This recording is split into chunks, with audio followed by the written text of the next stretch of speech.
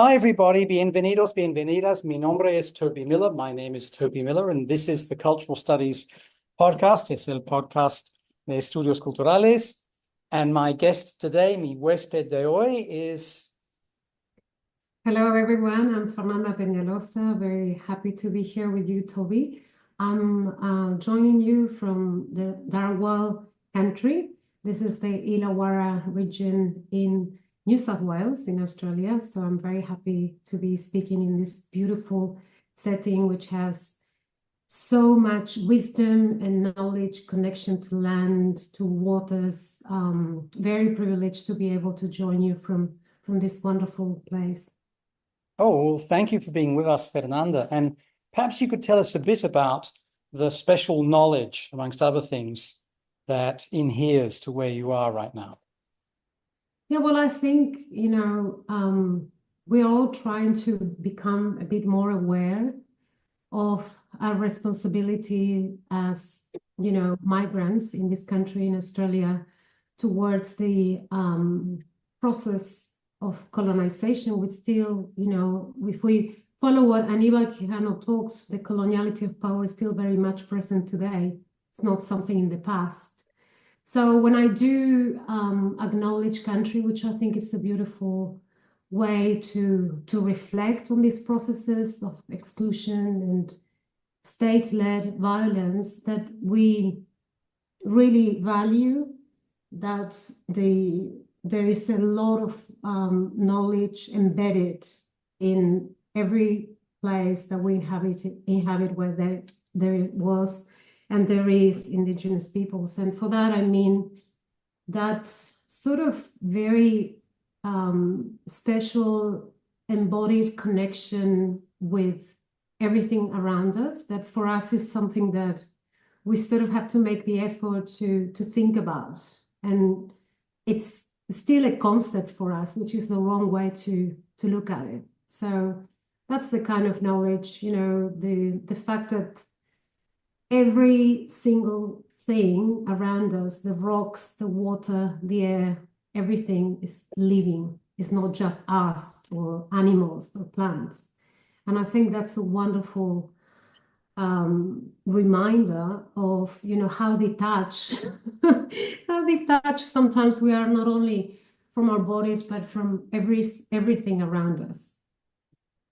And I think that sort of worldview is something you can certainly find in Latin America, not so much here in Spain, where they won't even recognize that 89% of them are Gothic in their heritage, let alone that maybe 60% of them have some Jewish heritage, because when the expulsion happened, lots of people converted rather than leave. Let alone that lots of them have African and Muslim heritage from the period of conquest. One of the indigenous peoples that you've looked at in your work is Mapuche. And Mapuche in South America have a long and honorable tradition, but have also suffered a lot of racism and attempts at extermination, if I can use that word, at genocide. I wonder if you could talk a bit about some of the things you see that are different or perhaps in common between Mapuche worldviews and indigenous Australian ones. I'm not very knowledgeable to talk about the worldviews, but I am very knowledgeable of what happened in terms of state-led violence towards the indigenous peoples, and I think that is comparable. But, my interest around the Mapuche comes from my upbringing. I was very aware of the existence of indigenous peoples in the south of Argentina, where I grew up. I grew up in the province called Chubut. And while we were at school, some of the sentences that you would practice to improve your writing were things like, the indigenous peoples are savages. There are no indigenous peoples in Argentina. Things like that. And it was very interesting that my mother, who was a teacher in the school where I attended, she was an English teacher. She made me realize that there were a lot of people who were students at school. There were a lot of students and their families who had indigenous surnames, because that's the irony of this, that there are a lot of people who still kept their surnames. So Nahuel Pan, for example, it was a very common surname back then. So it was pretty evident to me that, you know, this was a lie, a very painful lie, to negate the existence of people. And then if you were to point that out, they would say, oh, they come from Chile. They are from the other side of the Andes. Like they Shouldn't are laugh, but foreigners. really, yeah, They are yeah, foreigners. right. But one of these wonderful Mapuche people that we have in Argentina is Luisa Calcumil. And I don't know why, but every time I think about something that really impacted me in my life as a child, I'm always 12 years old. I don't know why, but I'm always 12. So I'm pretty sure I was 12 years old when my mother took me to see a play that Luisa wrote, because she couldn't find any place that would have her as an actress, because she, you know, she was indigenous. So she wrote her own play, and it's beautiful. She played different characters, and it's the whole history of colonization of the region. And also, I had a pleasure to meet Rosita Chiquichano, who became the first member of Congress in Argentina who was of indigenous identity. And she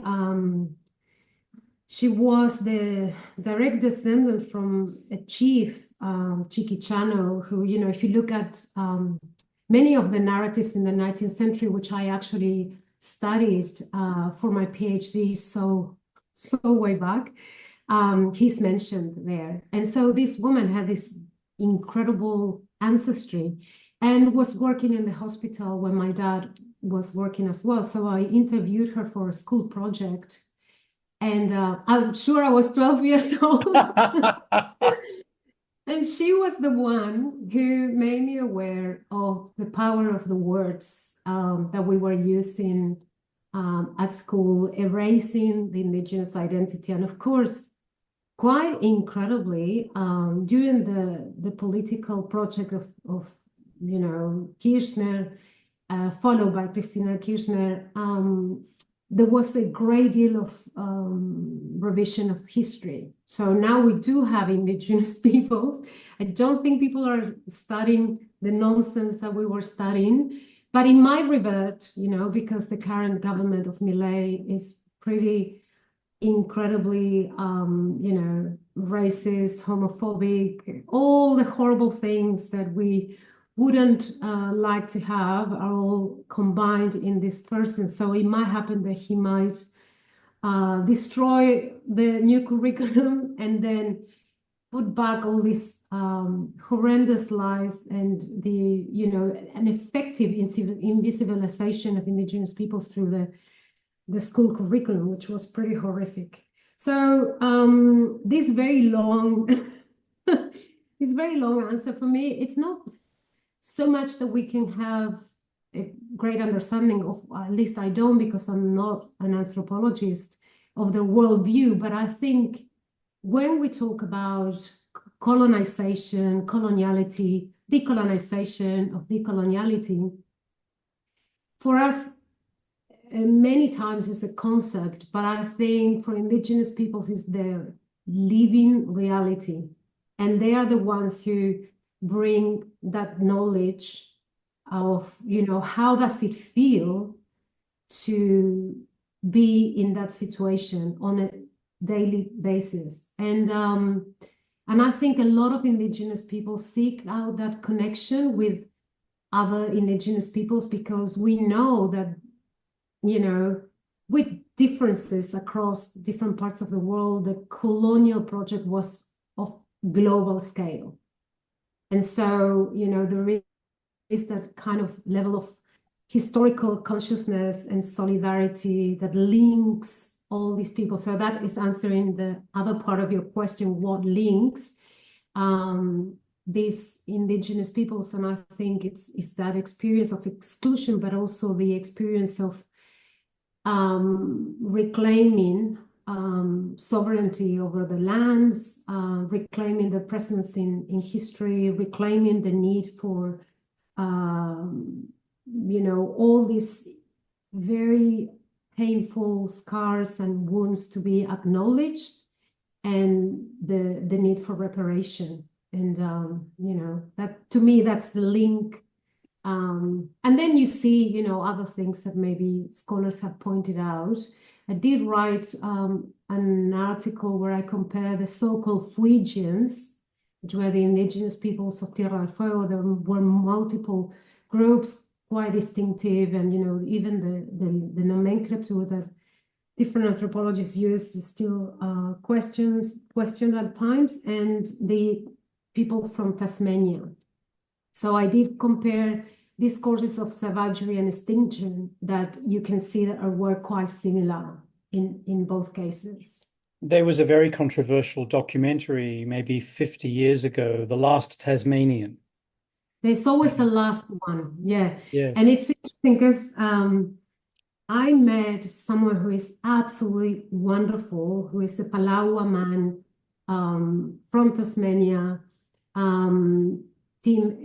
Jim Everett. And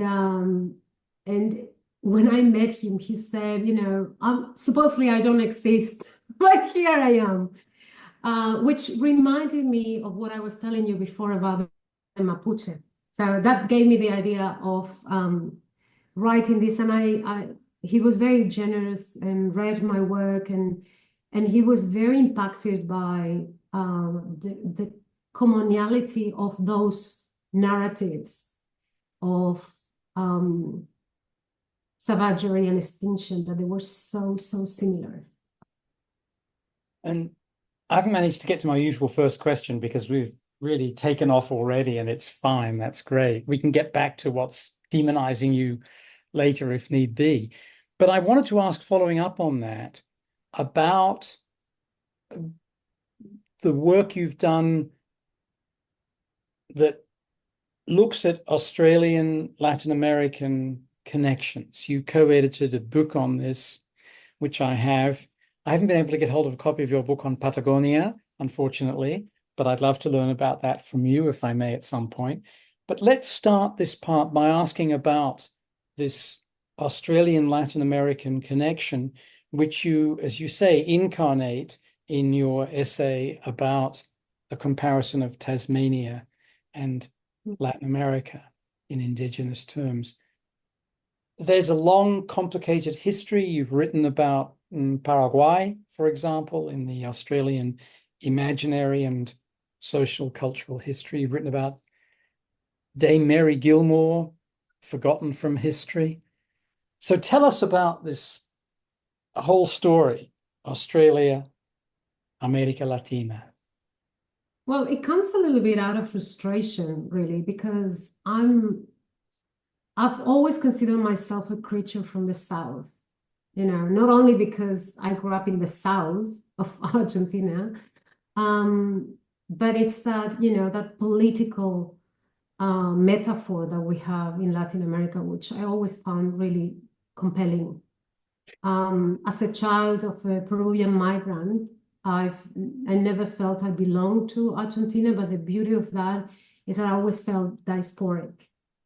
I always felt, I was part of that imagery of Latin America, because we consume music from the region, we consume literature from the region. There was a very marked, I think it was my dad, sort of need to feel that he belonged. I think that idea of a diaspora comes up quite a lot in people who leave their homeland. And the region has, of course, it's very problematic to talk about Latin America. I know that. Abya Yala. It's quite a sort of metaphor in many ways, but I always like that idea of the South. And So when I came to Australia, everything made sense. I was born in spring. In the UK it was autumn, horrible. I really felt, my north is my south. Like we say in Spanish, mi norte es el sur. So the direction I'm heading is always the south, right? You'll have that very, and I always thought, what a pity that in Australia, people, are very proud and they say, well, we are in the Southern Hemisphere.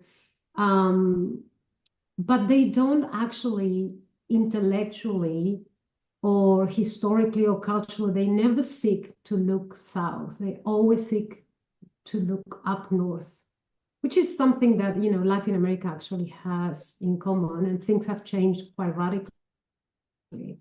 But it's that, the Euro-US centrism, which is, looking at the south, at the north, without even connecting.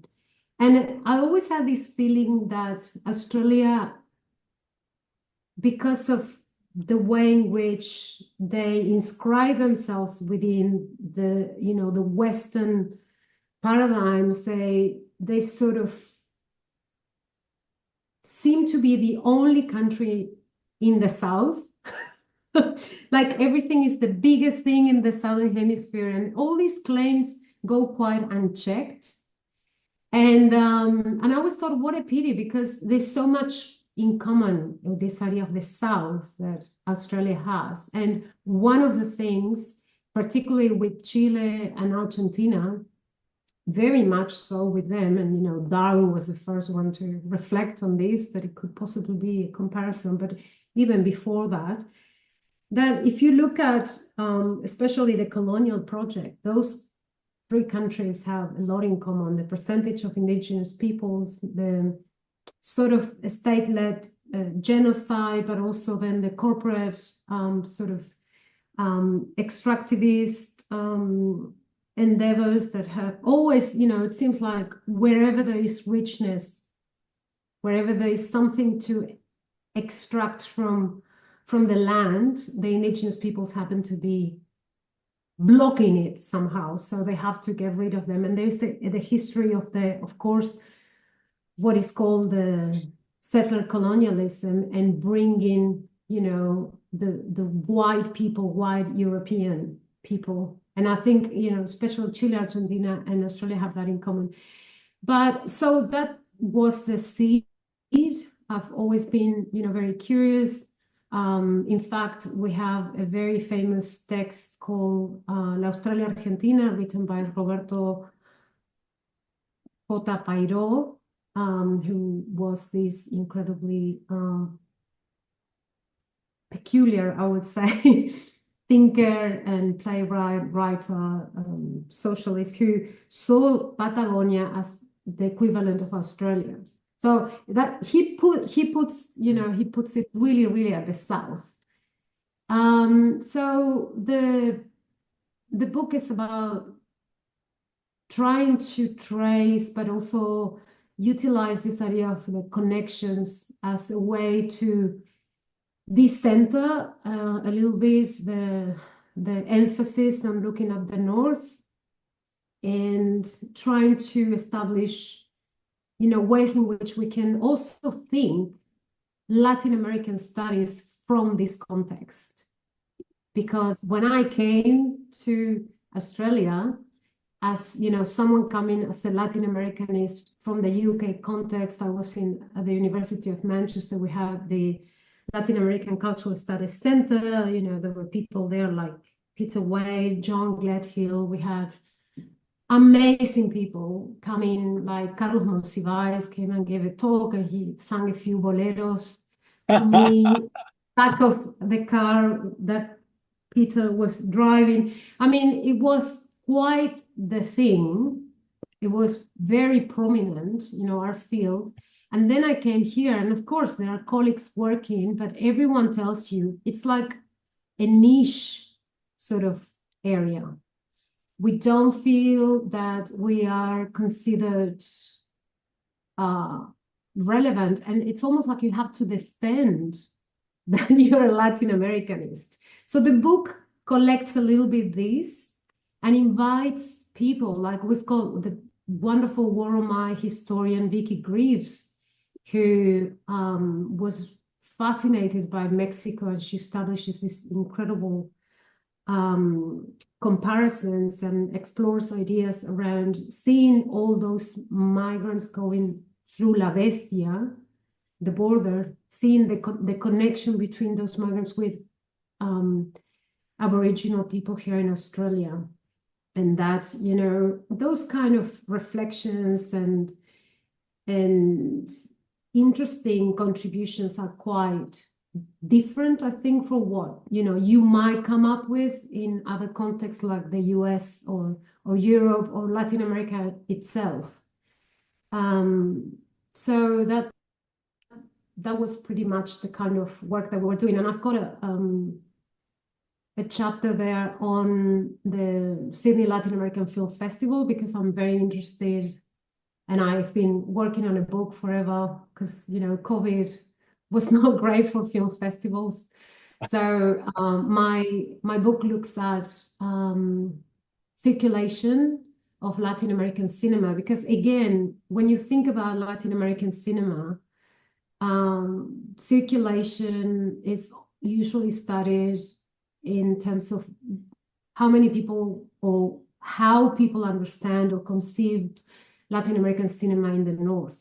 There are quite a few studies now in the region, so that's interesting.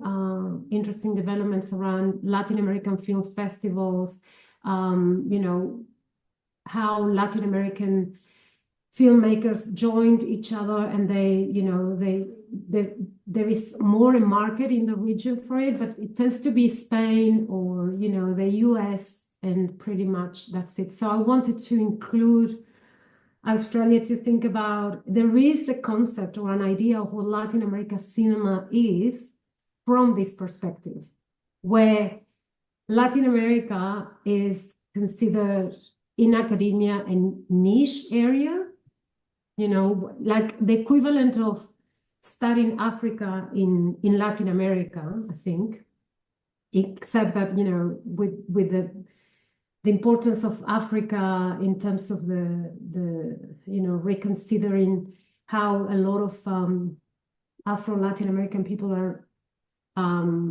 reclaiming their identity. Maybe that Pan-Africanism has led a little bit more interest, or perhaps it's comparable to the interest that Latin Americans have of Australia, which is not much at all. Zero, except, you know, every now and then, Argentines bitch about the fact that in the beginning of the 20th century, Argentina and Australia were like this in terms of socioeconomic development, in inverted commas. And sometimes Argentines put their arms up in the air and say, what happened? yeah. Right? They do see, or they have seen historically, these sort of white settler comparisons with Australia, haven't they? And the fact that Argentina was such a wealthy country in 1908, for example, and definitely saw itself as part of Europe, just as so many in Australia. Yeah, absolutely. But, you know, there is no awareness of anything like that in Australia. But what I find quite fascinating is that academia in Australia is not interested in Latin America, but without knowing in the kind of, you know, sort of typical epistemic extractivism fashion, they use a lot of theories and methodologies that either came from the region or are connected to the region or were perfected in the region. And for me, that is quite extraordinary, because again, it shows that looking at the North, via the North, these things come. You know, they come by US. Yeah, importation rituals. Yeah. And I think about, but completely devoid of context, completely devoid of context. but when I was in college, my father was Australian, and I went to college in Australia. And the only interesting thing that I was taught was dependencia. And we actually did read Fernando Enrique and also Hispanic Latin Americans to learn about the world. actually, and it meant a lot. I wonder whether that tradition is still there, and I wonder whether it still bothers to look at what Latin Americans themselves had to say. The same with really the groundings of cultural and media imperialism as a theory, as a set of policies. Well, you know this perfectly well. But I think that is a very serious issue. And it is also one that frustrates me here in Spain. I mean, I'm returning to Latin America next year to live again. But here in Spain, I was at the Complutense for the last 2 years, which for some listeners, it's sort of the best known university in Spain. I was in a department of 60 professors. 2 of us worked on Latin America. Mm. No students were interested in Latin America. No students had heard of, for example, Shakira, Mm. let alone Mark Anthony, who's obviously a bit different, but still, right?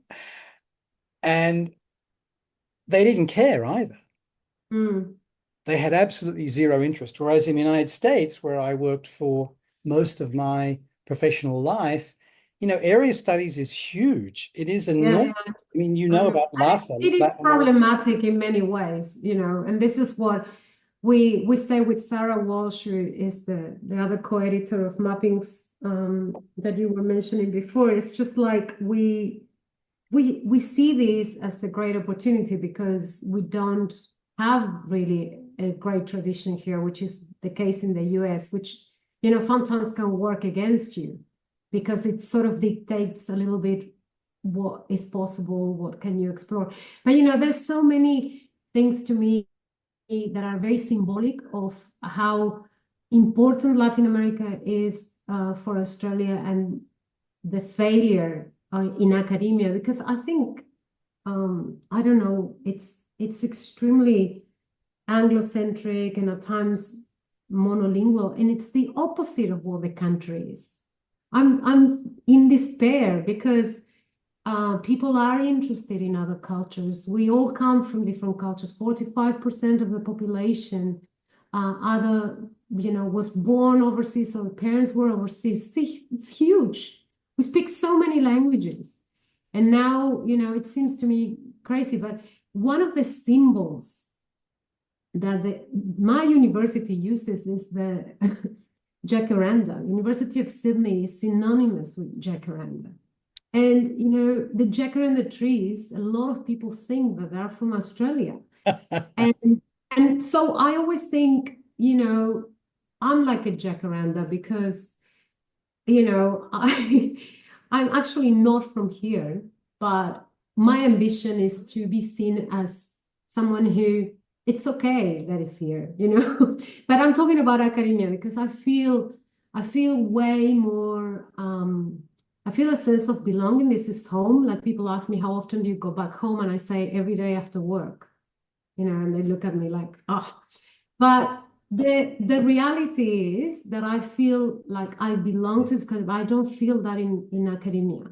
I feel that there is a great deal of work that needs to be done in being truly inclusive in terms of different epistemic traditions and trying to decenter the Western canon. And people say they're doing it. There's so much fashion now these days, people talking about decolonizing, indigenizing the curriculum. But what I see is like conceptualizing these notions in a way that goes against what these things are, which are about praxis.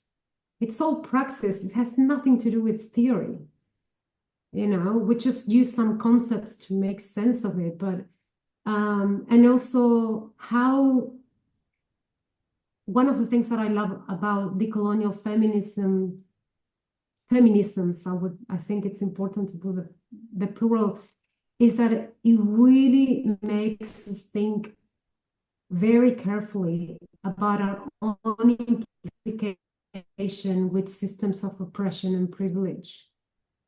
And so you cannot have that sort of really desire of decolonize or indigenize a curriculum unless you reflect on your positionality and the impossibility of these universities, which are really their foundations are about the whole endeavor of colonialism, the whole project of colonialism. So how can you talk about that in a language like English or Spanish, you know?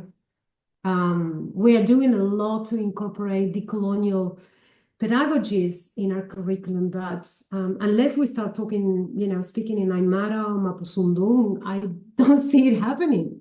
I mean, how can we? One of the things I found interesting moving to Spain was that so many Nahuatl words for fruit or nuts or anything had, of course, been imported, but they'd been subtly changed compared to particularly how they're used in Mexico. And I realized, of course, this is just an accident of language, right? All kinds of words get retransliterated or retranslated, and it's dynamic and it's not a conspiracy. But it was a sign of a bit like your story with the jacaranda, where people localize something without recognizing its point of origin or their debt to another culture, to another agriculture, to another world. I think that's tremendously important. One person whose work I've read who's from Australia, who's interesting on this score, I think, is Raewen Connell. Yeah, she's been amazing. Yeah, she's book been Southern Theory was very valuable. Yeah. In fact, the UNAM, Universidad Nacional Autónoma de México, has published what I think is only available in Spanish, a book of her work, of essays. And she's a big presence at UNAM, for example. Yeah. Yeah. Yeah, but you know, she's an example of an academic, and I'm glad you mentioned her because she's been extremely supportive of us, our department and our field, because she sees this. The thing is that someone like Redwin understands that Latin America is a site of knowledge production. And this is something completely overlooked by most people in academia in Australia. So she's been fantastic because she actually wrote as well a wonderful book, The Good University, which actually traces historically the corporatization of the higher education sector in Australia. Which is probably the main reason why the very little content that you study has been scrapped, unless you come to a department like ours, or some of the departments that are still, you know, fighting for the right to exist across Australia. But she actually mentions as alternative models to this horrendous corporatization of higher education quite a few Latin American countries. And, you know, I studied in Argentina in the public system. I had amazing intellectuals who were my professors, and it was a nightmare a lot of the time because we were a lot of students, but we never pay fees. There was no restrictions in accessing study of high quality. And it was about intellectual endeavor. It was about, you know, trying to understand the world we live in and how to change it. And it was beautiful. And some of our students still have that feeling, still have those values, and especially the ones who studied Latin America. Especially the ones who study Latin America. So, that gives me hope because the most engaging intellectual conversations that I have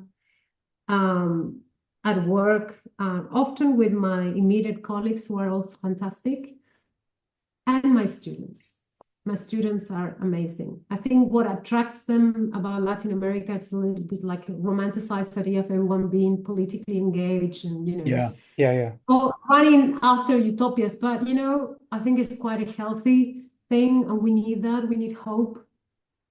I have this fantasy, Prof, that I keep trying to make concrete, which is that somewhere in his writings, before he went further to the right, Octavio Paz wrote this. This is what I claim. We are from the West, we are of the West, but we will always be on its periphery, with reference to Latin America. And I always find it interesting when I am told that, you know, there is the West versus whatever, as to where we put Latin America. But you could say the same about Asia and Africa. The percolation of ideas is so multi-directional, it's omnidirectional, but structured in dominance, no? And I think that's the tragedy. And of course, one thing that you're describing is this neoliberal assault on the relative autonomy of universities and the way that it's had an impact on creating customers from students and authorizing a kind of client mindset. But also the other thing that I've noticed, and I have seen this in Colombia and Mexico in the last 5 years, but not in the big public universities, is the tendency to force faculty to publish only in English. And not just the scientists or the medical people, the technological people, where it's been mandatory since the Second World War. But in humanities and social sciences, whereas, you know, there are dozens of fantastic journals in Spanish and Portuguese, dozens, if not hundreds, that are being consistently devalued by both universities themselves, especially private ones, but also governments who want more and more and more to be in English and want more and more obeisance to certain notions of national objectives. And I hear resonances of what you're describing in Australia. Yeah, absolutely. And also, you know, specific genres like the El Ensayo Latinoamericano, like, you know, someone like Piglia writing El Último Lector, where they use no references. Yeah. Like, you know, that would be impossible. And I always think, you know, Gloria Saldúa publishing in a publishing house that it's not Oxford University Press. It would be fun to actually try to see if you put together some of these people and how they completely created influential, extremely influential work, not necessarily following the sort of standards that we are so forced to follow now, and see if they would be promoted or if they would be higher, because I don't think it would happen. So the intellectual rigor gets completely lost. And, you know, I have that issue that really killed me, because I worked on an essay on Mapuche women poets with a colleague of mine who sadly, very sadly passed away in May, Cristian Aliaga, who was an extraordinary poet and also had a publishing house where he edited a lot of collections and a lot of work from indigenous poets from mostly Mapuche from both Argentina and Chile. And writing with him for me was always interesting, because he just couldn't cope with these restrictions, you know. And I felt so bad, because we had to. If you want to submit something and you want to publish it, you have to follow that. You know, you have to follow to the letter the who you are supposed to be quoting, you know, how you quote. And I think you're right, like the standardization and the pressure of, you know, who gets to decide what is quality is taking away from Latin America that intellectual rigor, of which I'm very proud, because, you know, I think that's part of our tradition. And suddenly it's just getting diluted with all these expectations about quality. And I worry in particular about the crónica as a genre. Yeah. I mean, thinking of some of the great intellectuals just of the last 20 years, you mentioned one, Carlos Monsiváis, but Elena Poniatowska, in unbelievable work, going back to, I guess, when her brother was killed at Tlatelolco, Mm, and one of the people you cite somewhere or other is Nelly Richard, Nelly right? Richard. Yeah, and how would Nelly's work now be considered? Because it is highly interpretative. It is Chronica-like in certain ways. For that Yeah. matter, would Weber or Freud Mm, or Carlito get, or others, or de Beauvoir, would they get published? mm. I was on the Research Excellence Framework for the last round in Britain for one of the subcommittees. I was the only member of the committee, there were about 25 of us, who could read in any language other than English. Wow. Or sorry, any language where academic publishing happens, let's say. Mm, There were one or two South Asians, but their languages were not germane, right? mm, I was the only person who could read in places where scholarship is published, but also I was the person who again and again was called upon to say, what's the value of this? And the this would be something brilliantly original, well structured, but very interpretative, and without the constant robotic citation of nobodies. mm. I mean, amazing to me. And I think a terrible amount is being lost, most especially in this tradition of things, of genres like the Chronica, but Mm. also the intellectual engagé that is obviously attracting your students from what you said. Yeah, yeah, absolutely. And as someone who takes positionality very seriously, like I always have when I do interviews or the field, the kind of methodology that requires reflection on your positionality, I'm very explicit about it, and I've noticed that quite a few times in the peer reviews reports, because I say that, Spanish is my first language, the assumption is that my English is deficient, which again shows, how these ideas, and, probably the people who are making those comments also have English as a second language. I'm quite sure that that's the case. Um, and it's just it has become such a hostile environment, I think, because of the pressure of publishing, and people are feeling, I think, that pressure, and they just take it on someone else, or someone might have been very cruel to them and they use that. But there's also, like an idea that if you work on certain topics, you have to quote certain scholars, right? And I find that whole process so incredibly artificial and so draining. But, I have noticed that there's been a shift in the past 10 years. I don't think it was so bad. And I feel very concerned about younger scholars coming into this context because it's getting harder and harder. I mean, for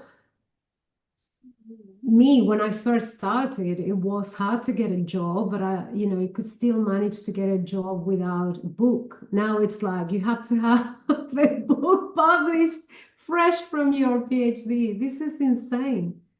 And so, that pressure makes everyone behave without soul, without, consideration for other people's feelings. It's lack of empathy, and that's why I think it's so important to restore the sense of the humanities in in our work as people working in humanities and social sciences. We cannot treat people badly because the system is so cruel, but I think it reproduces those um, those practices of cruelty. And to me, they are connected with Eurocentrism. They are connected with Anglocentrism. This is, you know, very similar to colonial violence, because you're assuming another person is deficient because it doesn't have your social capital. It doesn't share the sort of epistemic kind of credentials that you hold. So therefore, they are deemed to be of lesser quality. And this kind of criteria also applies to job positions, people being hired, people being promoted. I see it more and more. So it's very, very tough.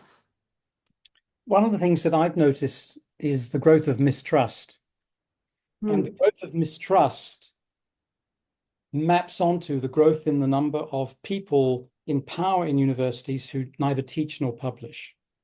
The vast increase in the number of authoritarian idiots and nobodies, the vast decrease by comparison in the number of scholars, and the notion that all people are selfish, all people are liars, mendacity is everywhere, and everyone's trying to game the system. Whereas when I began as an academic, the assumption was quite the opposite. You were not there to game the system, to misuse it. You were not lying. You were trying to find out the truth in its various multi-perspectival, conflictual ways. And there were very few administrators.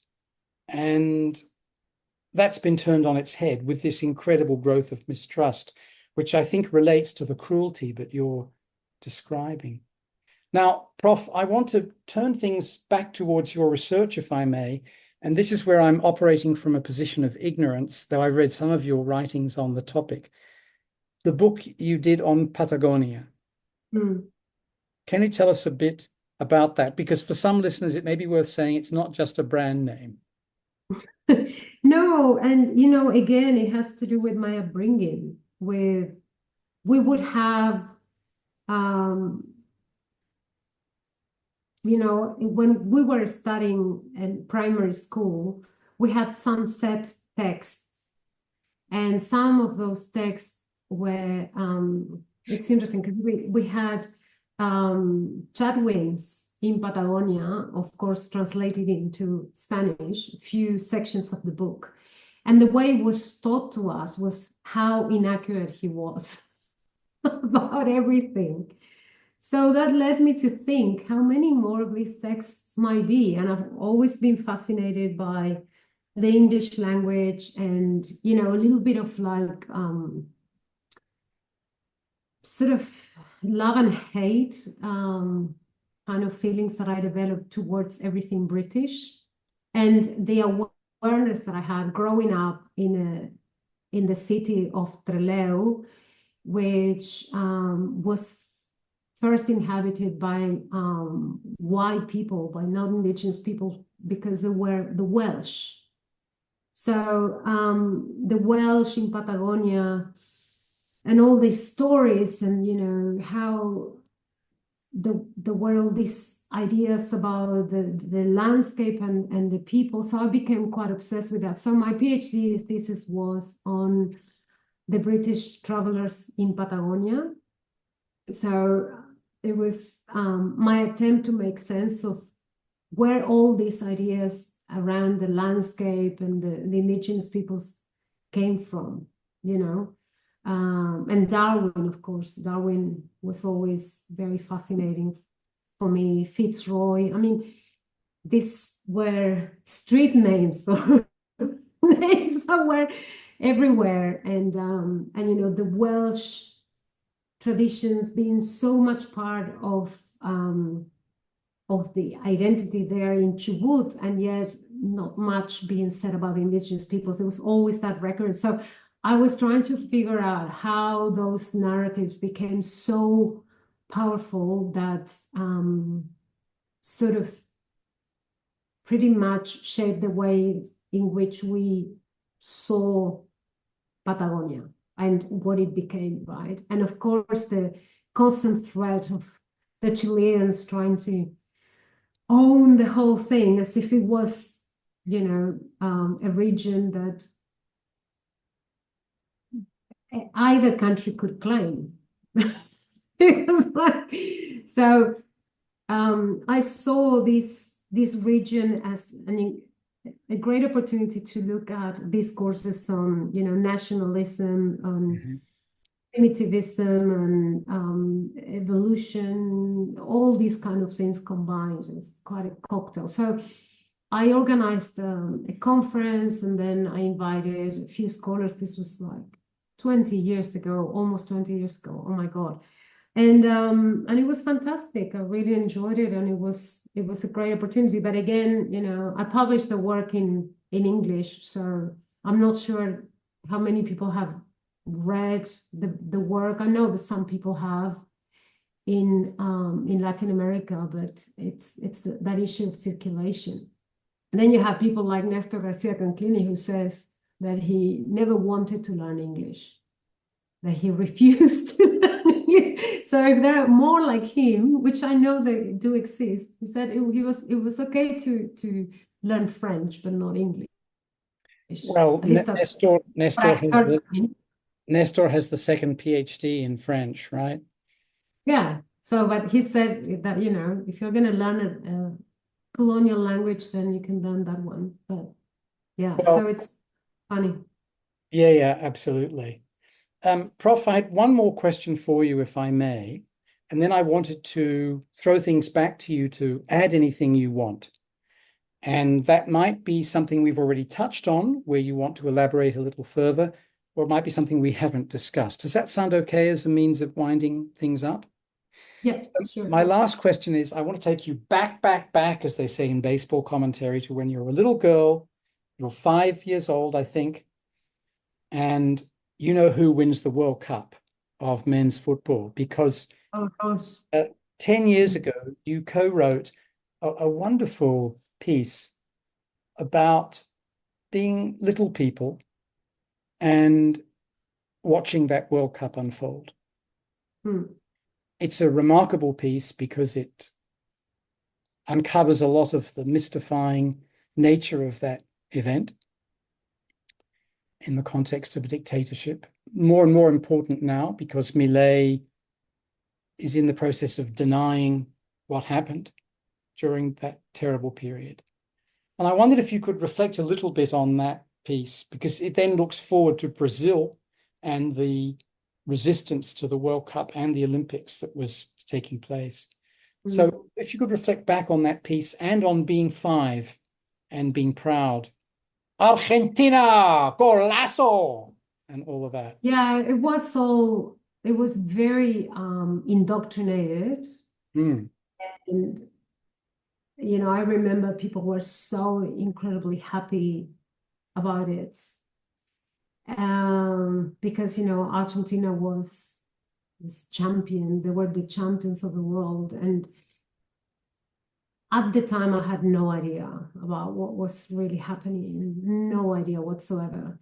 I think my awareness around how that nationalism was used to mask the horrors of dictatorship came later during the Falklands War, because I really felt what nationalism does to people, which I don't think is really good. I mean, I'm very happy for people to feel pride in terms of, wherever they come from.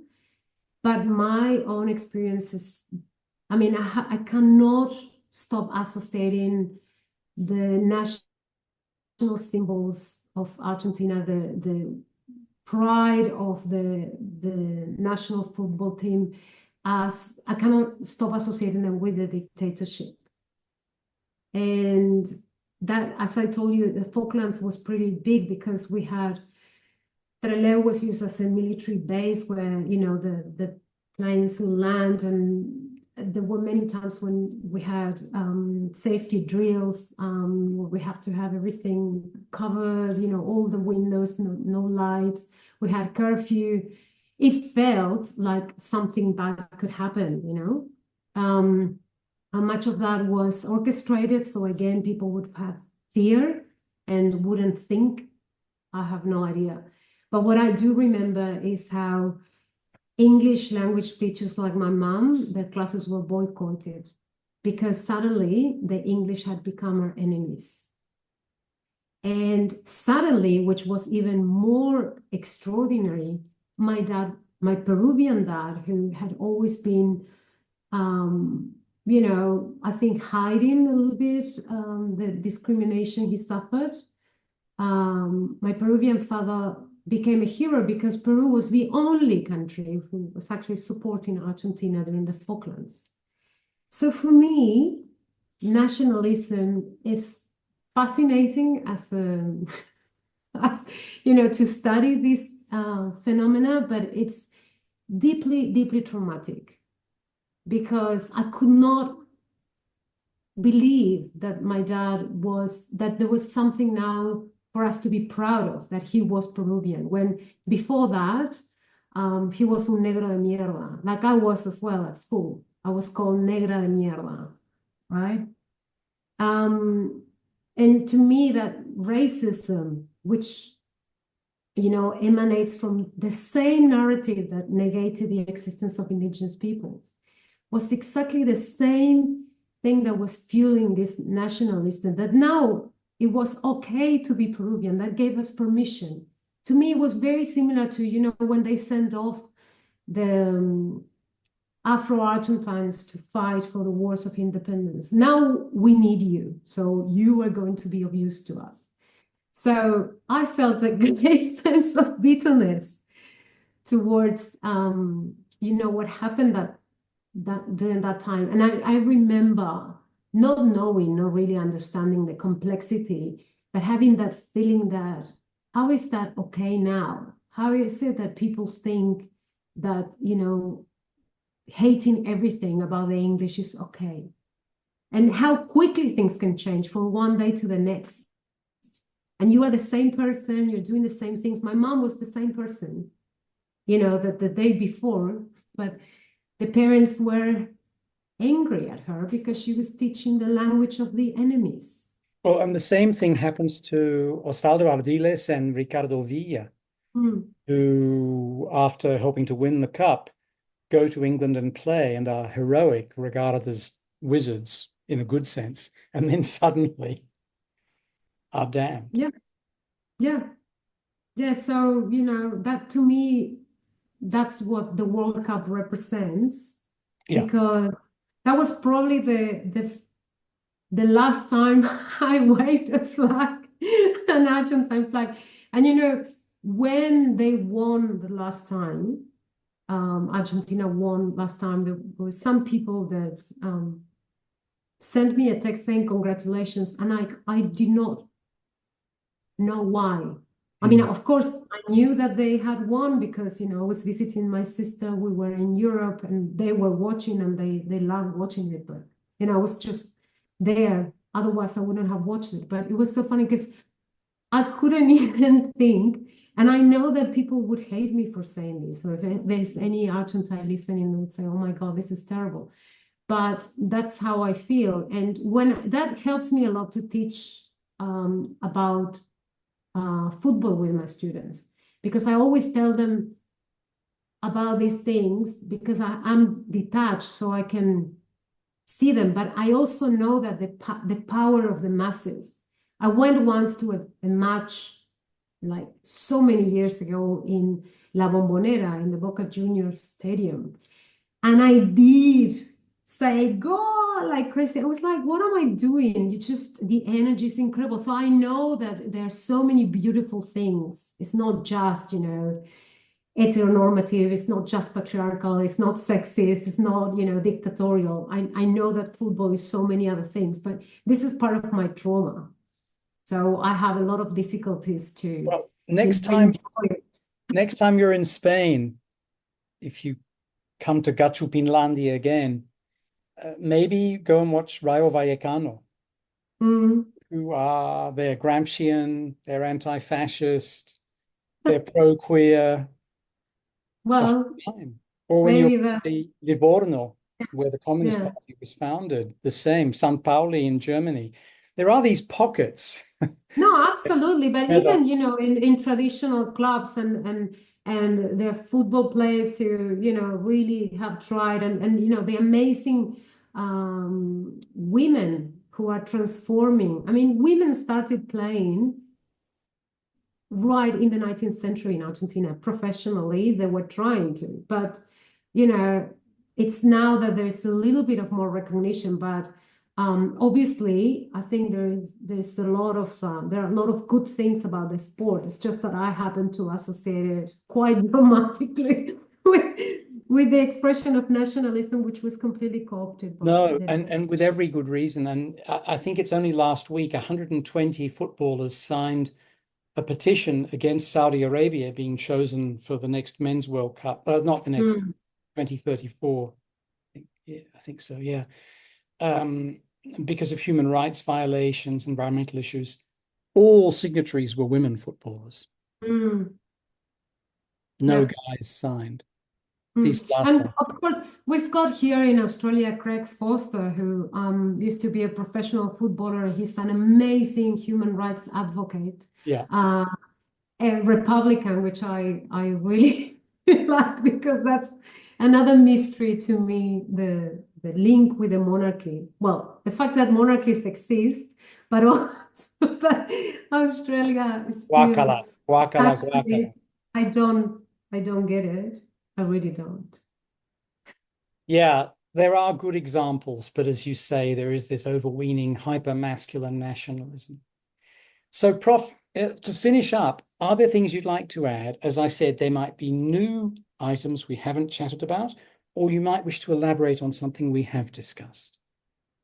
No, I think, it's, as you probably have noticed, a lot of the things I do are quite self-referential, which make me feel a little bit uncomfortable. But I guess, it's part of how we build a career. We do it around our obsessions. And I've been always obsessed about issues around identity, the colonial project, not decolonial, but the colonial project.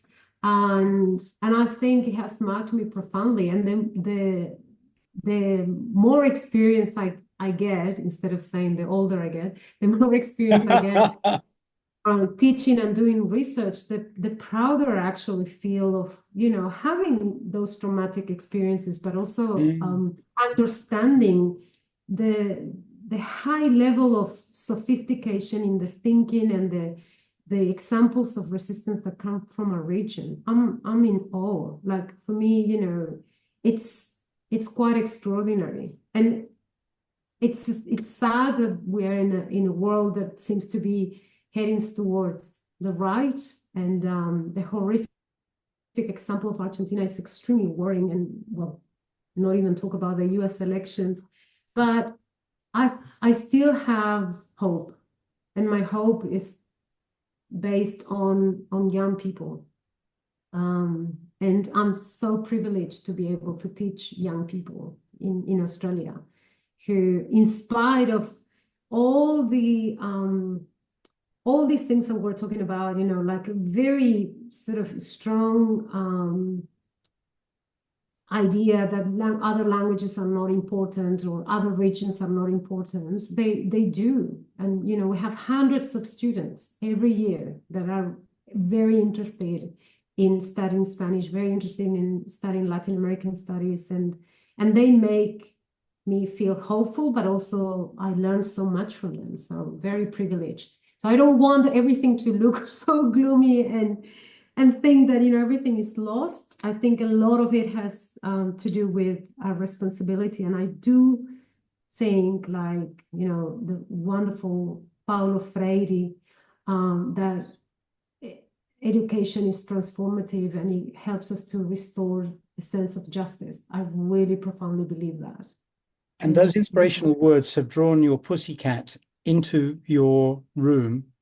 The pussycat is hembra or macho? Felix es un chico. El chico está avanzando. And he's totally multilingual. He speaks multiple languages. Well, my guy is Vasco. So I have to communicate with him in Euskera, which is tough for me. Anyway, Yeah.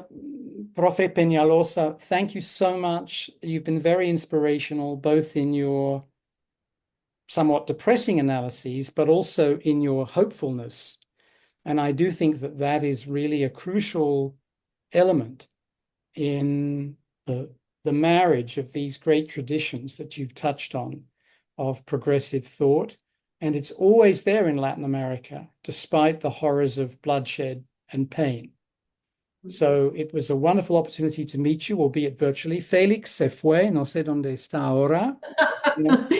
Se fue a otro lado, Oye, no sé. oye, muchacho. No, he doesn't want to answer me. I've got the bad accent. So thank you very, very much. It was really wonderful chatting. Thank you. Great meeting you.